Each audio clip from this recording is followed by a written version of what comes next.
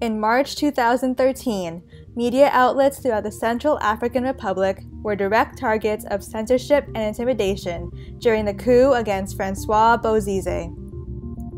As Seleka rebels invaded the capital Bangui, radio stations in and around the city were threatened, ransacked, and destroyed to censor reports of the coup. That August, the managing editor of a weekly newspaper was kidnapped and brought to an unknown location, where Seleka militiamen interrogated him for 2 hours. Reports say the editor was targeted after being seen with a press release that was issued by supporters of a former government minister. Journalists are often targeted for their work, but they also fall victim to the acts of murder, torture, and sexual violence that plague their communities. Many have fled their homes to escape the attacks and are among the 1 million people displaced by the crisis. In this state of ongoing insecurity and mass displacement, the country's remaining journalists face even greater challenges to gathering and distributing the news.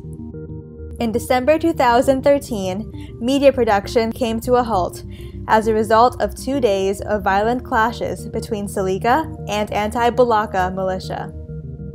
The fighting began on December 5th, after Seleka members sought retribution for attacks that were said to have been committed by their anti-Balaka opponents. It was not until December 8 that 3 radio stations, all based in the capital city, went back on air. Before the current crisis began, the country's journalists were hampered by low and inconsistent pay, lack of formal training, low literacy rates, and under-resourced facilities. Decades of instability also undermined the development of adequate infrastructure, which supports the tools that journalists and civilians need to exercise their right to free expression. This means the production and coverage of news is centralized in Bangui, placing much of the population under an information blackout. They can neither access vital news about their country, nor be seen and heard by journalists working from the capital. In the Central African Republic, civilians need information about nearby attacks, political developments, and where and what kind of aid is being delivered.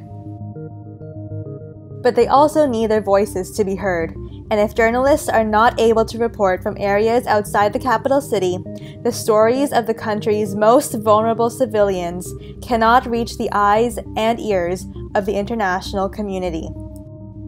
Journalists are absolutely vital to maintaining this feedback loop, which hinges on their ability to gather and share information. If catastrophe strikes, free expression is potentially a life-saving human right.